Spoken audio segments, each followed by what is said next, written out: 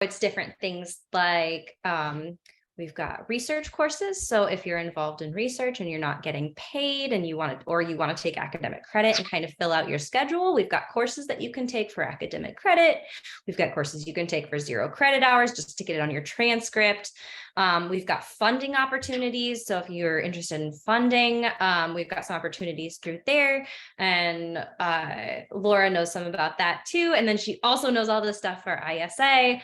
So we've got all of that. And then we've got events, right? So once you're involved, we're helping you from that part where you get involved to where then you, in the end, maybe present your research, right? Or go travel and things like that. So we have different travel awards, we have different presentation opportunities for you.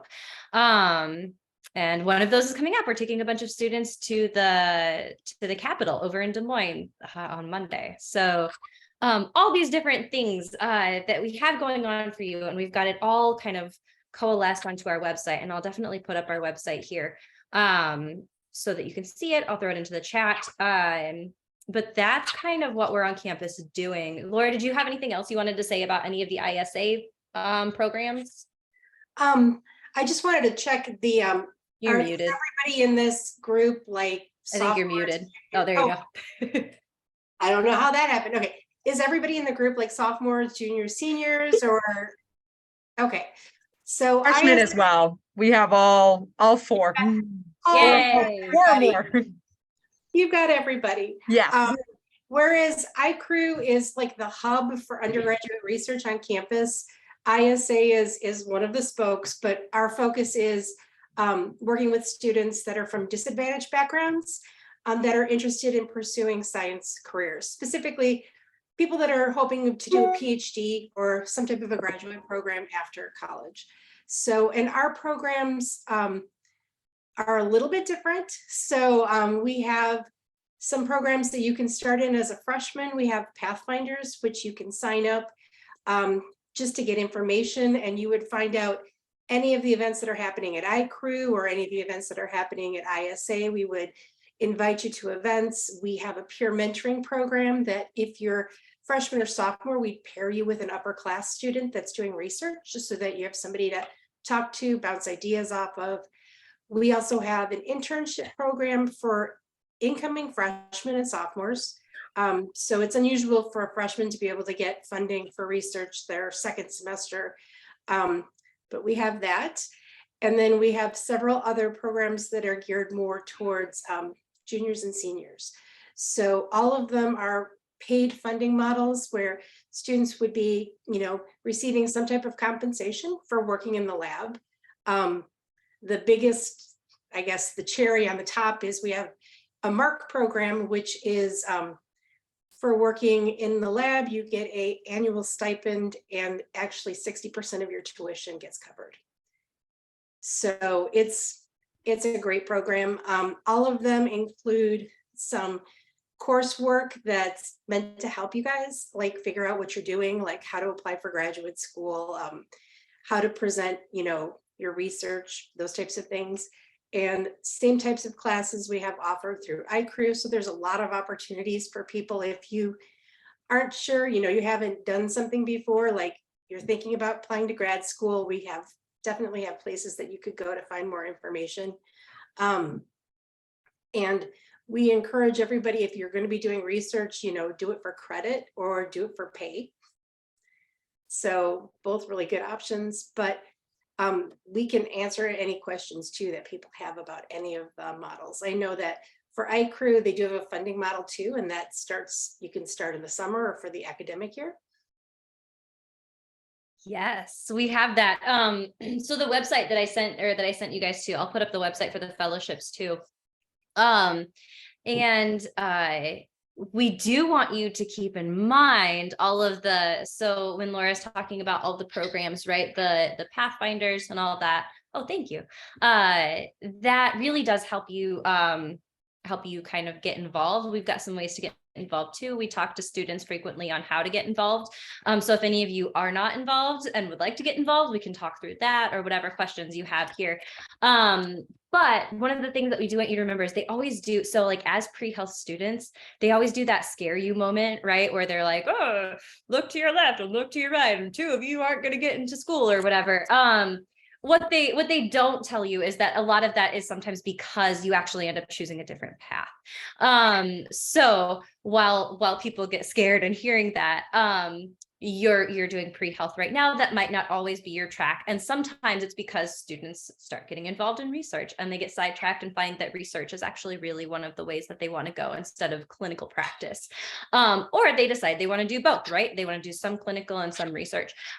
So at that point, then a lot of those ISA programs are going to be really, really good places for you to start looking, even after that initial Pathfinders and the initial kind of alliance part of that.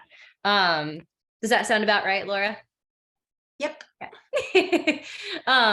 So that any of you out there who are freaking out about getting into schools, I know they're competitive and it's terrible and it's just kind of a crapshoot, and I'm sorry about that. But a lot of people do end up choosing other paths. So don't absolutely fret if you start thinking that maybe you don't actually want to go into med school or into PA school or whatever it might be. So with that being said, unless Laura, you have anything else that you want to really add, do you guys have any questions right off the bat that you want us to get started with?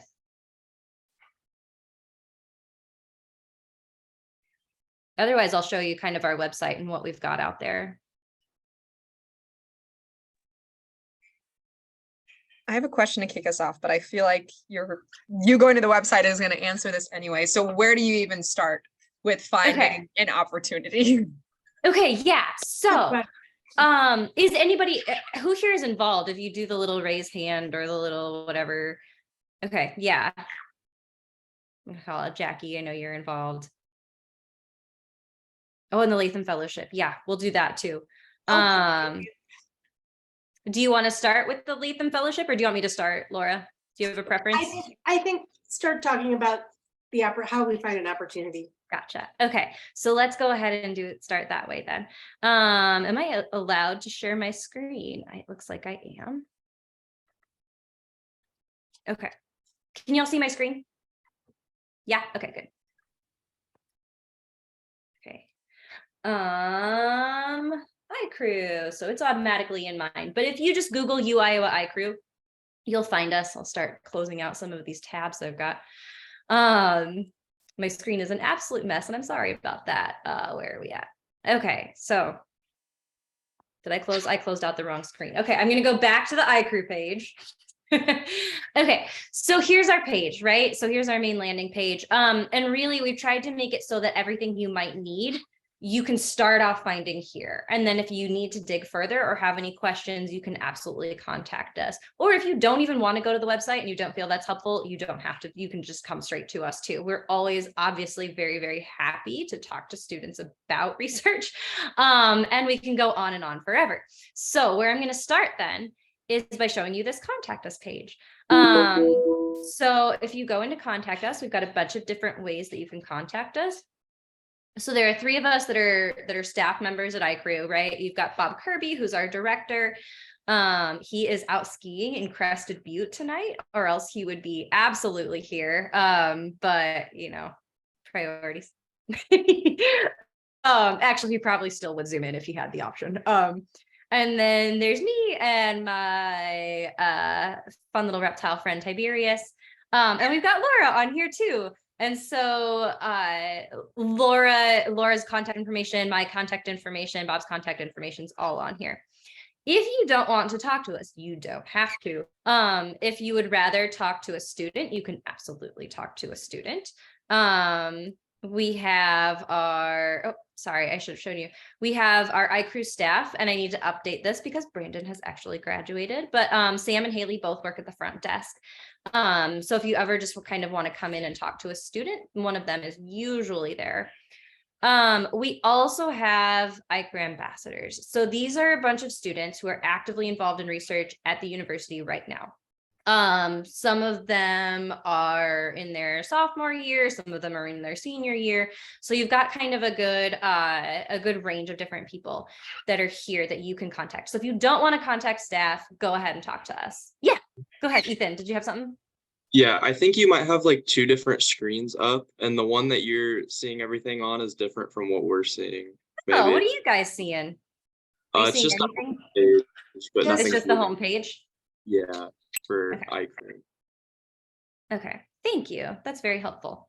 Okay. Let me try sharing it again. Oh, I did. I had it up and oh, look at that. Okay. Yeah. Okay, so this is the screen that you guys are seeing. I had Google and Safari open because I'm technologically illiterate. So if you go back to the contact us page, here's all that, right? Okay, we've got, can you see what I'm seeing now? Here's the ambassador page. Yeah. Yes. Okay, awesome. Thank you. Okay, so here's all of our ambassadors. They're lovely, wonderful students, lovely, wonderful humans. Feel free to contact them, right? They're out there and they love to talk to students about, they love to talk to people about research. And they can really help you just as much as we can. Staff page. There you go. So that's the contact us, right? If you want to get in touch with us, all of that's on there. Otherwise, if you want to kind of just look at starting, we've got this students page, and this really walks you through everything that we would walk you through in our offices or in a class or whatever. So there's different reasons to start research, right? Like what you'll gain. So a lot of you are thinking about maybe starting research to have on a resume, right? Because everyone tells you to get into these programs, these pre-health or these health programs, that you're going to need research. I wouldn't say that's 100% true. I think that that's really over exaggerated. However, it definitely looks good. There are a lot of things that you get out of it, right? In terms of critical thinking, in terms of teamwork skills, it just some of those soft skills that they're really looking for when you go into an interview or when you go into a kind of an interview for any kind of a pre-health program where you're doing diagnostic stuff. I'm sorry, the bird is, you've got bird butt in the camera there. And then of course we have the how to start, right? So we've got this nice little page that kind of walks you through what you're supposed to do. Here again, thinking through questions, right? What you want out of research, what you want to be doing, and what you're interested in. And then there's seeing what's out there, right? So really what we have students most often do is start looking through departmental web pages. So it seems like kind of a brute force thing to be doing. But that's really what we have you start doing is start looking through departmental web pages, rather that's over in the College of Medicine, the College of Public Health, College of Liberal Arts and Sciences, engineering, whatever it might be. We have you start looking through those and starting to see what you think you might be interested in and finding faculty. And then we have you contact them, right? So I make that sound super quick and easy. It's a lot of just sorting through web pages. And we can go into that more if anybody's interested in that, or you can also come into our office. And then we have you contact mentors. So we have this nice little template up here of different ways that you start talking to people. And really what we're asking students to do, because you want to think of this as more of a, not as much an interview, and more of testing out and seeing what you're actually interested in. Because when you go into those interviews for any of your healthcare programs, they want to see that you're excited about what you're doing. They want to see that you understand, and they want to see that you care. So if you're going into something, you want to make sure that it's something that you're interested in, that you care about. So we ask students to do what we have here in this email, which is really asking for a time to come in and just talk about research and see if it's a right fit, see if it's something you might be interested in, rather than initially emailing people and asking if you can work with them. It keeps you from being cornered into something or feeling obligated, and you're more likely to get a positive response because the people that you're emailing aren't feeling cornered or just kind of pounced upon while they're here.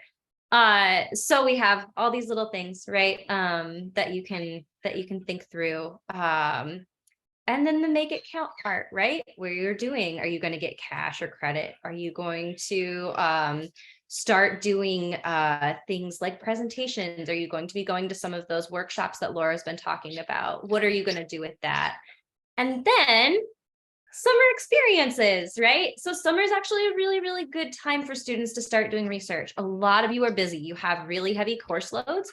You're trying to get really good grades. You might be studying for MCATs. You might be studying for something like that. Summer is a really, really good time to get in some of that research experience because it's condensed. It's really all you're focusing on if you're not taking other classes. And a lot of times there are paid opportunities. So you can look through those summer experiences too. You can travel around the country, right? Get to go to different schools for undergraduate, for research in the summer. All those sorts of things are open.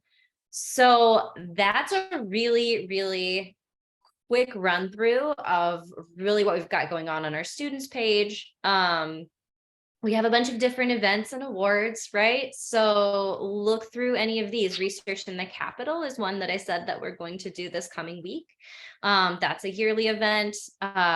We've got undergraduate research festivals twice a year.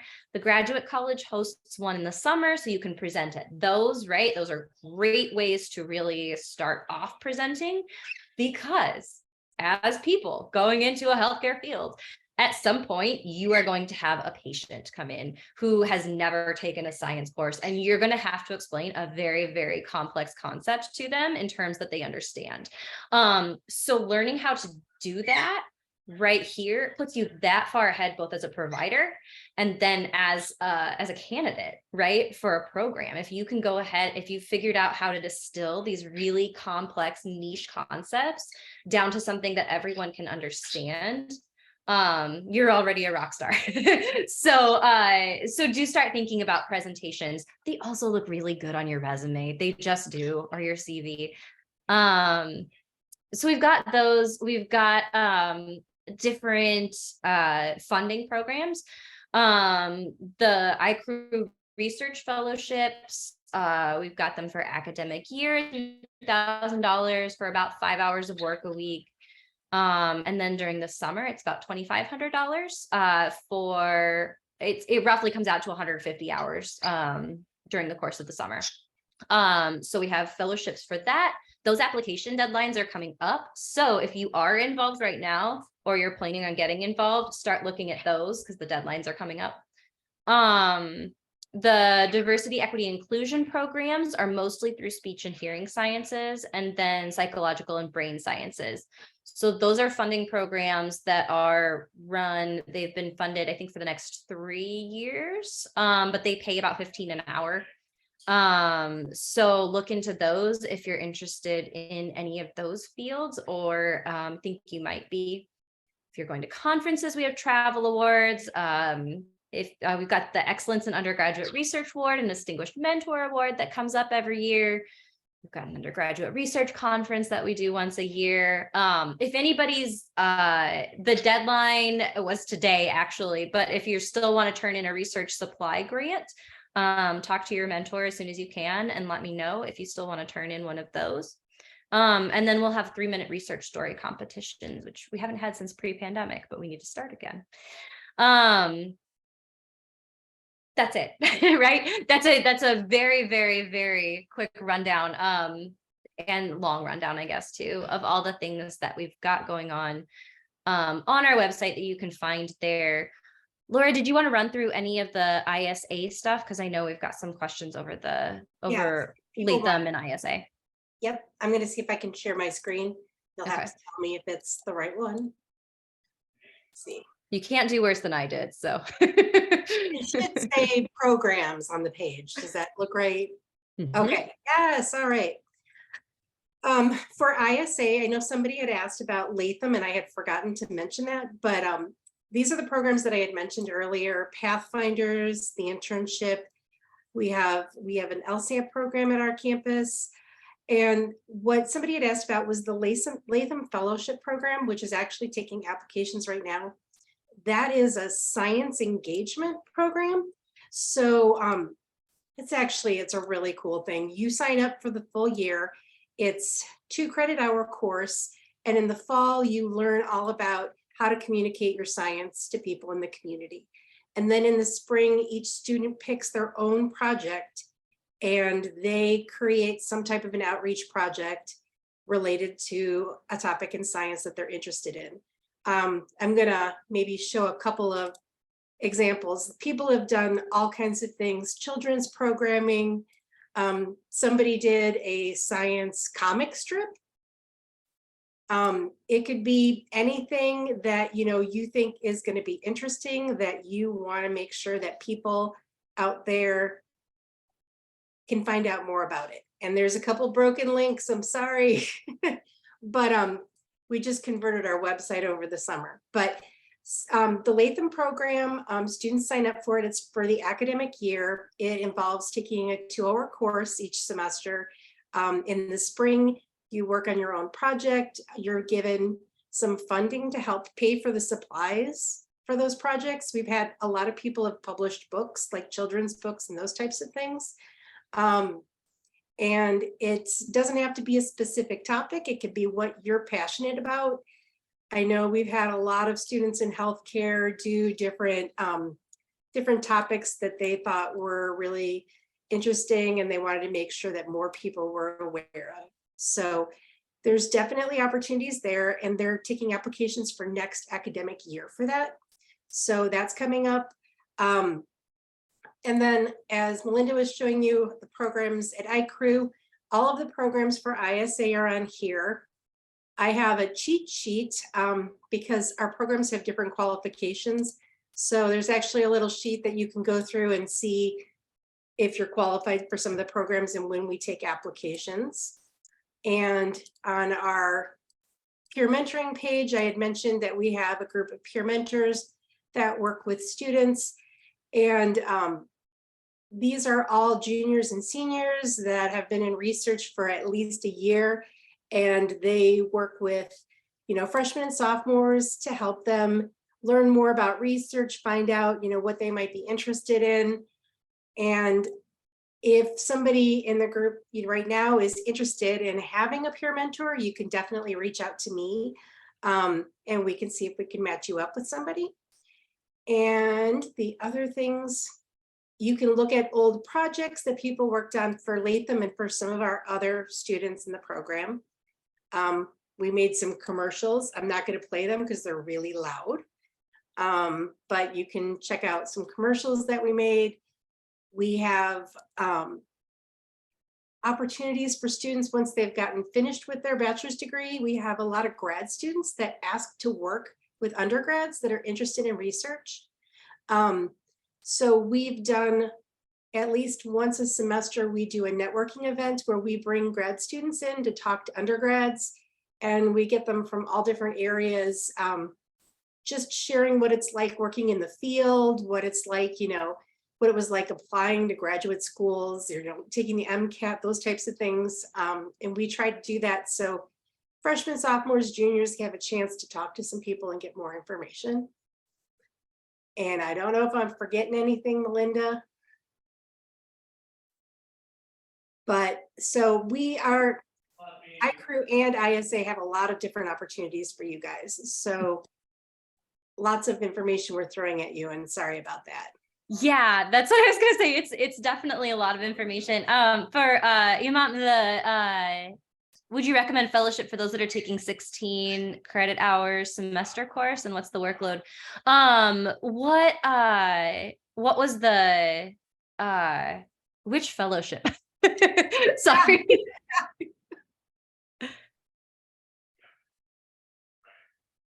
Latham. Okay. So yeah, go ahead, Laura. That's 16 credit hours. That Latham is a lot of work. It is, because you're putting together a project that you're going to be like sharing with the community.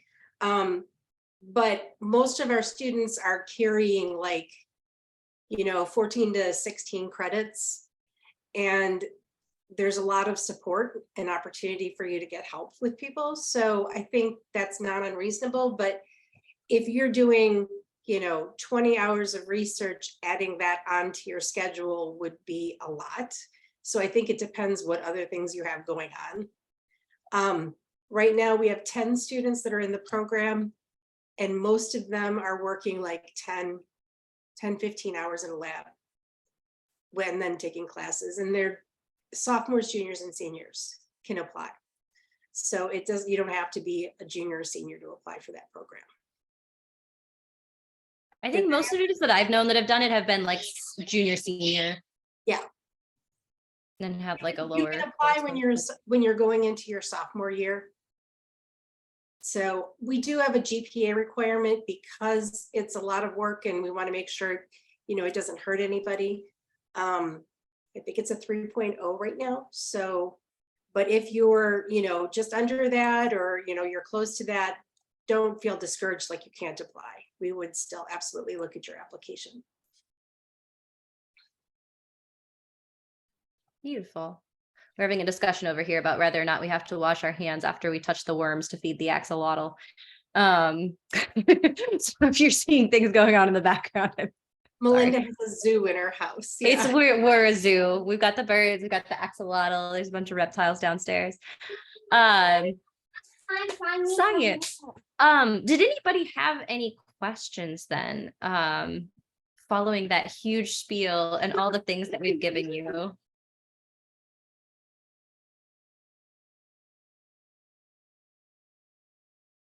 I think Melinda mentioned that you can stop into the ICRU office anytime and talk to Melinda, Bob, or I, or the students that we have working there. So if you think of things later on, you can email us or drop by anytime. And we love having students come in and talk to us.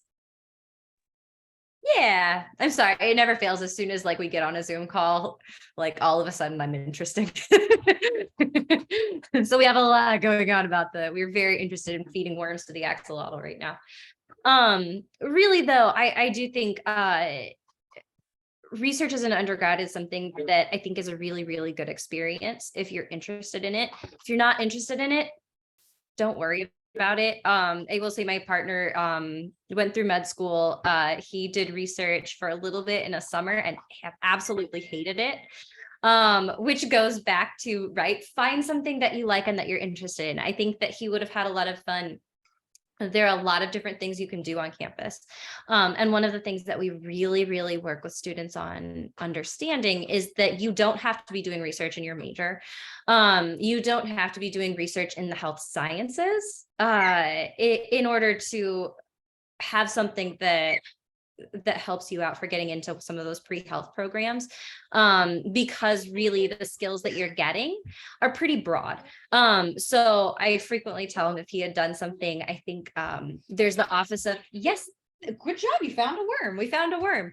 If he had done something with the office of the state archaeologist or with the museums, I think he would have really, really enjoyed it and gotten a lot more out of it. He ended up working in an HIV lab. He is now a child psychiatrist because he doesn't like touching people and he doesn't like body fluids. So why med school was his choice, I don't know. We can get him in here and ask.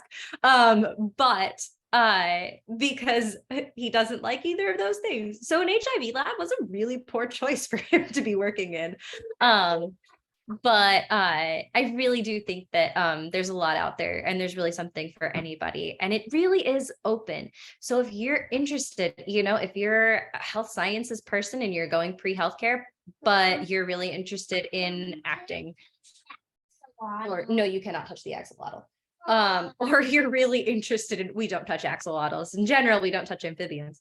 But if you're really interested in theater or you're interested in cinema, I mean, all those different things, really the research that you're doing and the creative scholarship that you're doing through those departments is going to translate into those people skills that they're looking for when you're writing applications, when you're going in for interviews, and when you're working with people and using some of those really critical thinking skills. So that's my soapbox that I want to get up onto. So if you're interested or you think you're interested, please do talk to us or look around and see what's out there. I mean, there are all sorts of, you have all these faculty members teaching classes and they're giant, enormous classes, and you might not feel like you get to know those faculty members very well. go to their office hours. No one goes into faculty office hours. Go ask them if you hear something that was interesting during class about research or whatnot, go ask them afterwards to talk to you about it, or to even just talk to you about what they do. There's so many things out there that even just at the university that you have no clue are there until you finally see somebody that's doing it. I mean, there's a whole repository at the Office of the State Archaeologist. There's a whole repository of human skeletons from the early 1900s that were like, they had no home, right? It was, I think Stanford had a collection of human skeletons and they didn't want them anymore. And so the Office of the State Archaeologist was like, sure, bring them on over. So there's this huge repository of human skeletons. Orthopedics goes over there sometimes and they'll do bone scans, right? To get general ideas of how different bones are shaped, and to get kind of a composite of how those things work. So there are all these little things out there that you have no idea are going on out there until you start talking to people and really making those connections. So that's my soapbox. If that helps at all. Did you have anything you wanted to add on that, Laura? Just that if there's something out there that you're really interested in or excited about, even if it's not directly related to what you're studying, it's all transferable skills. You're going to be gaining, something that you can use that's going to help you going forward. And I was just thinking, there was one chemistry lab that had a theater student in it, and she was one of the most valuable people in the lab because she thought differently than everybody else. And so don't feel like you can't do something because it doesn't match up exactly. If it's something that you're interested in and you're going to enjoy it, you're going to get something out of it. Yeah, we've had all sorts of interesting projects come through. Like we had one student who wanted to do a dress, like a gown for a parade that they were going to be in. And they wanted it to be light up. So they worked with both costume design in the theater department, and then they worked with the Department of Chemistry to see how these different lights and fabrics would work together to design this costume. And we funded them for that, right? So they got funding for us to work on that over the summer, part-time. So it really is, it's all these fun things that are really, really great. We had a student that we've had a lot of students that cross over between physiology and dance. There's like a huge cluster of students that do that. And we had a student that was doing research in dance and then research in anatomy and cell biology over in Carver College of Medicine. And so she ended up, when she left, she came in pre-med initially. And when she left, she ended up going for a PhD. But she was working, she ended up finding a lab to do her PhD in that actually brought in dancers. So they used groups of dancers to see what might be some ways that cells and that different organelles or whatnot in the cells might move around each other, and what are natural ways for different bodies to move around each other. When they were thinking about how cells work. So there are all these different things that you can do that are super, super fun and super exciting. And we really, really want you to have those experiences if you want them. So do please reach out, let us know. And we're here now if you have any questions. We are more than happy to obviously talk on and on and on and answer any questions that you might have. So I don't know, if you have questions, let us know.